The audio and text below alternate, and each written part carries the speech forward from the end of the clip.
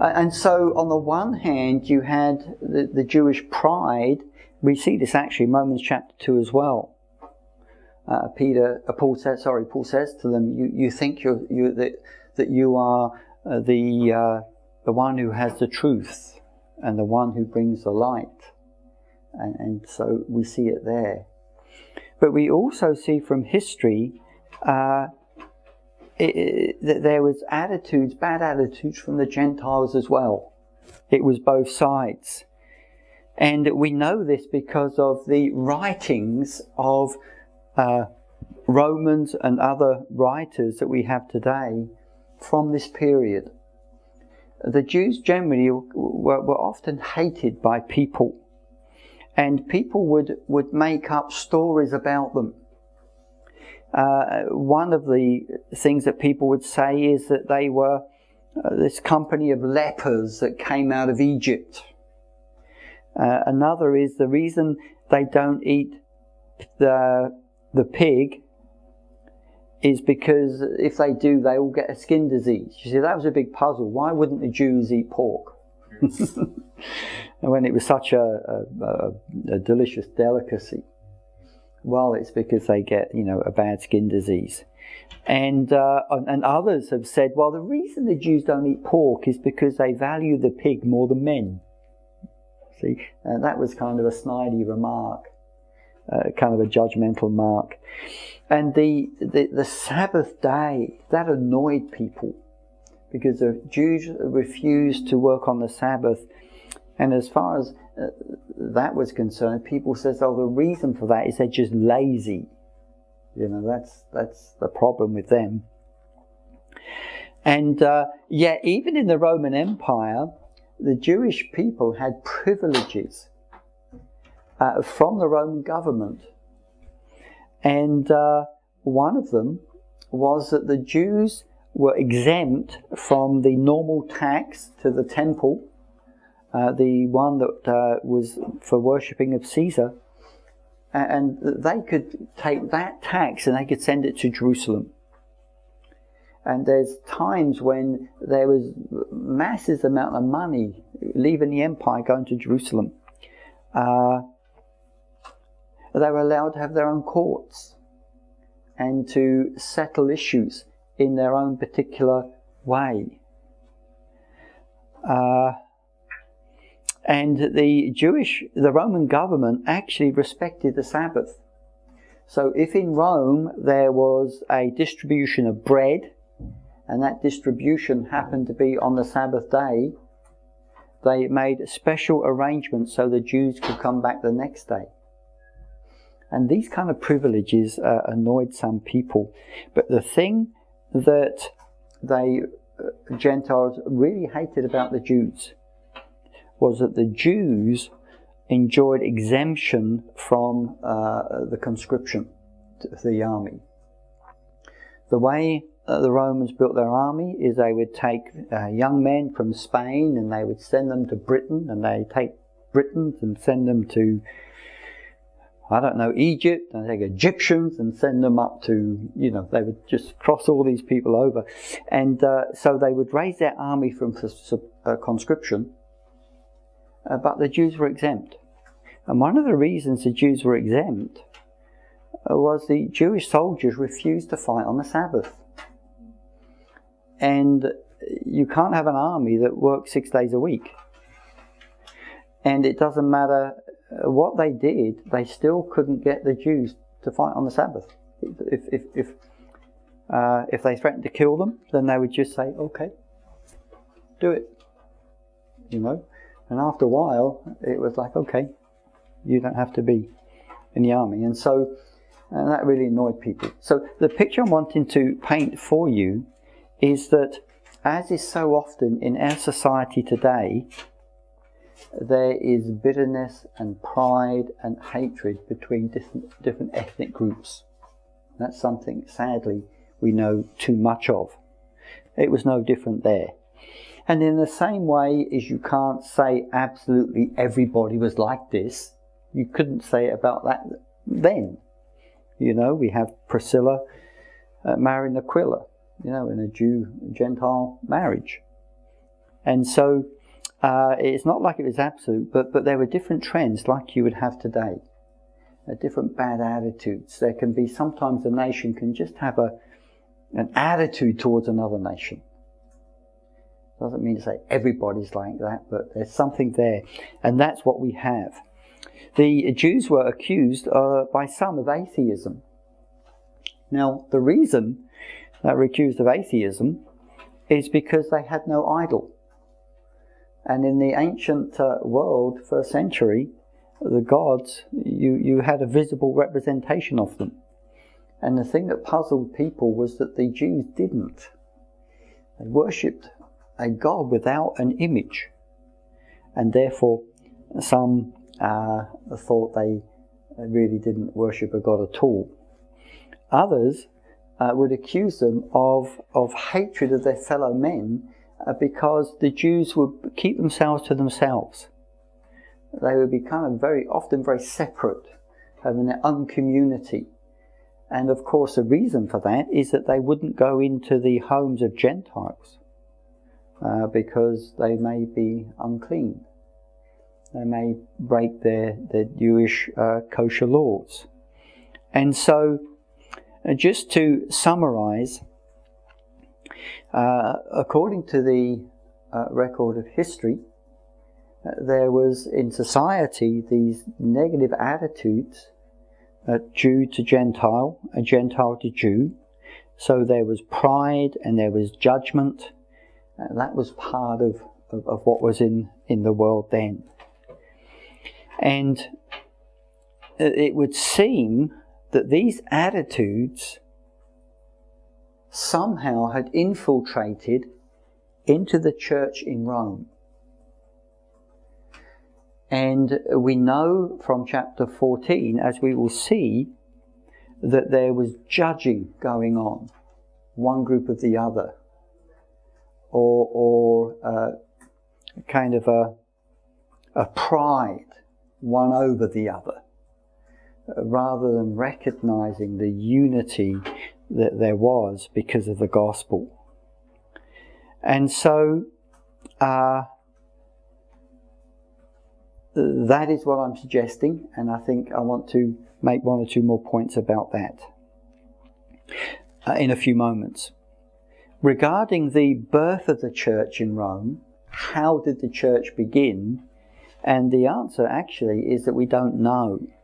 Now, this is really interesting because, of course, later on in church history, Rome became the head, the big administration centre of so much of the church. But we actually don't know. There's no record that Peter went to Rome until really after the period of the book of Acts. If Peter had been in Rome when Paul wrote this letter, I think we can all probably agree he would mention it.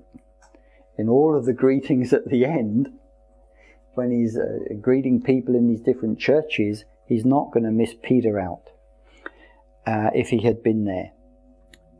And so we have no record of the church in Rome in the book of Acts, other than, Paul went there eventually. It would seem that when he did eventually get there, there were believers there. And so we really don't know. The very minimal we do know is in Acts chapter 2 verse 10, when it's talking about all of the nations that were represented on the day of Pentecost. It says that there were those from Rome, both Jews and proselytes. A proselyte is a Gentile who has converted to Judaism. And so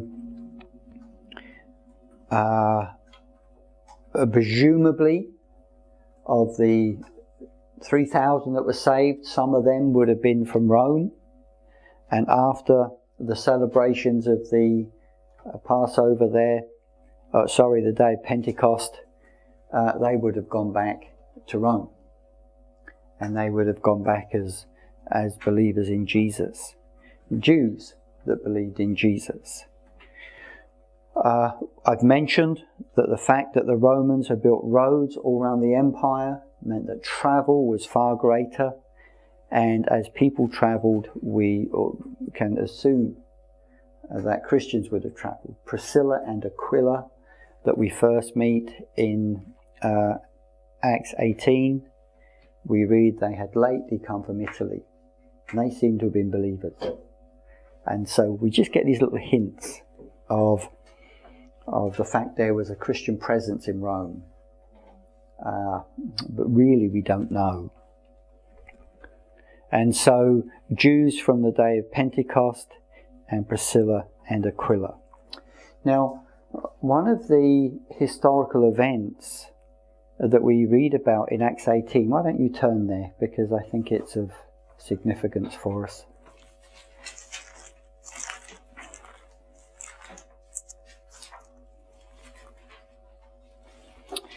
One of the historical events of significance is the edict of Claudius.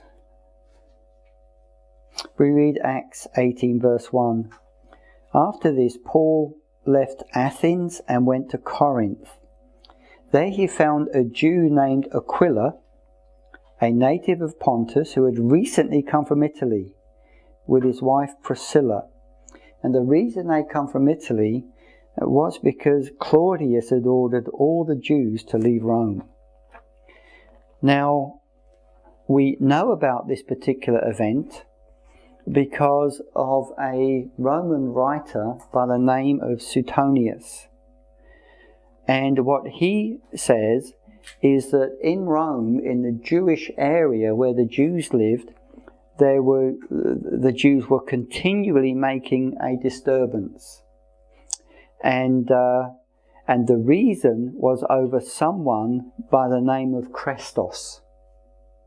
And because of this disturbance over this person called Christos, what Claudius did is, rather than try and figure it out, he simply made a ruling that all Jews have to leave Rome.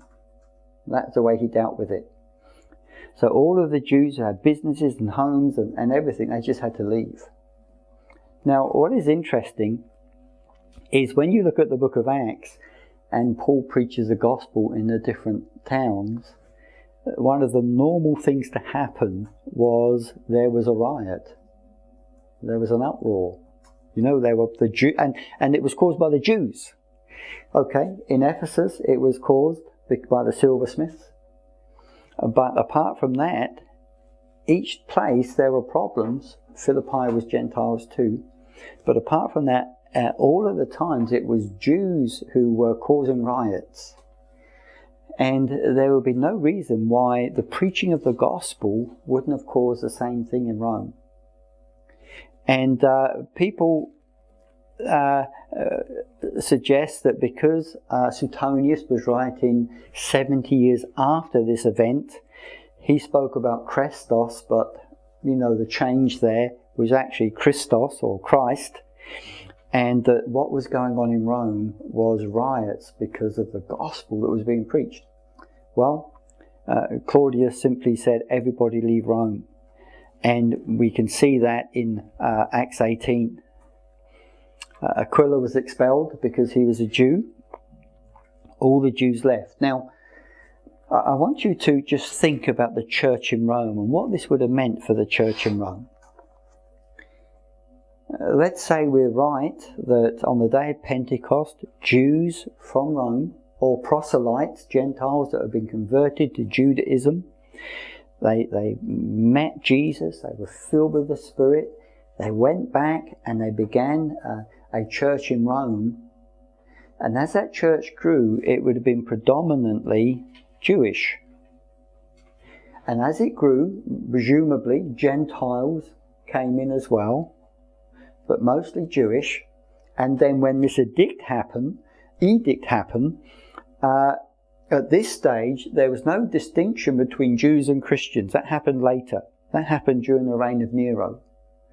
Right now, Christians at this time Christianity was seen by authorities as a sect of Judaism.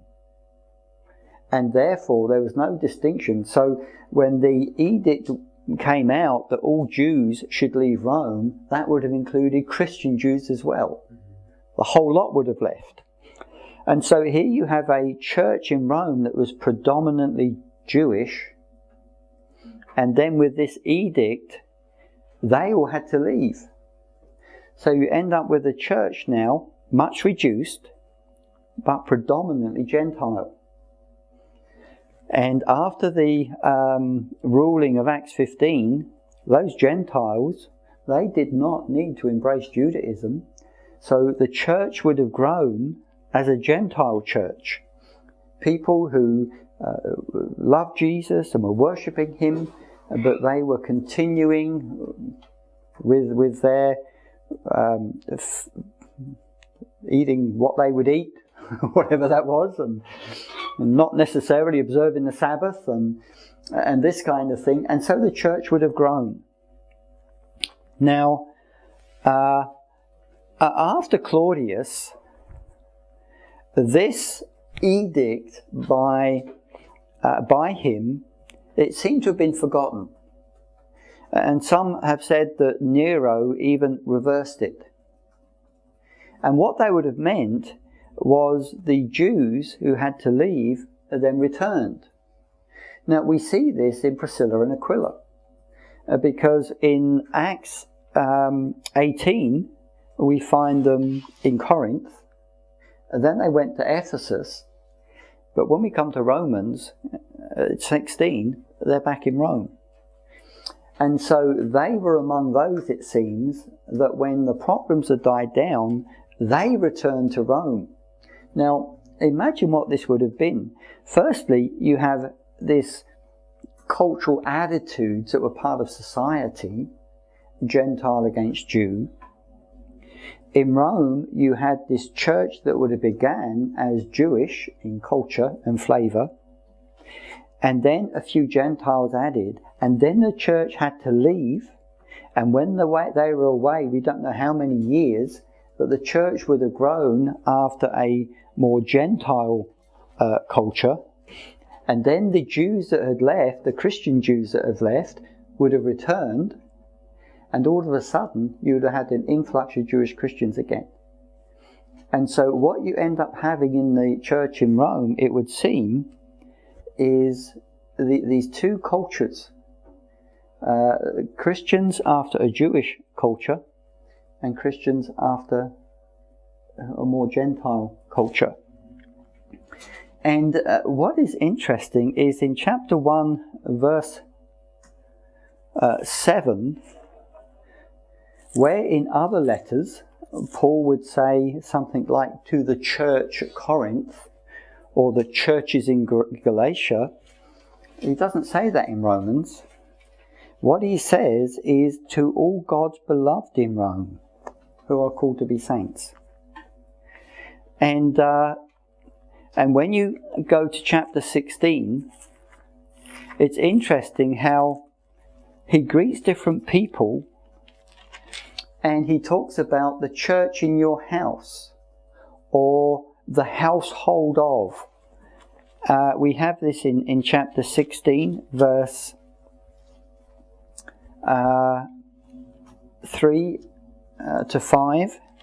That's the church in the home of Priscilla and Aquila. And then in chapter 16, the second part of verse 10, greet those who belong to the family or the household of Aristobulus. Chapter 16:11, greet those in the Lord who belong to the family of Narcissus. And then there's a couple of these mentioned too, 16:14 and 16:15. And so very possibly what we have in the church in Rome is separate groups. Some may be more Jewish and some may be more Gentile. But the problem was there was conflict between them. And the Apostle Paul, as you know, just reading his testimony, he began as the Pharisee of Pharisees. You know, he was passionate about Judaism and all things Jewish. And then he met Jesus on the road to Damascus, and at the same time he got his commission. I'm sending you to the Gentiles. And we read Galatians chapter 2, I think it is, where he goes to Jerusalem and he lays his gospel for John and Peter and James, and what they say is, you go to the Gentiles. And so this thing was affirmed, but he was passionate about his people. So on the one hand, he was involved in the gospel to the Gentiles, but he loved his own people, and the thought of there being a dissension between them would have been something of a tremendous concern. We just have to read Ephesians. Ephesians, there where he talks about how through the gospel the dividing wall of hostility has been broken down. There's no longer two, but one new man. He was passionate about these things.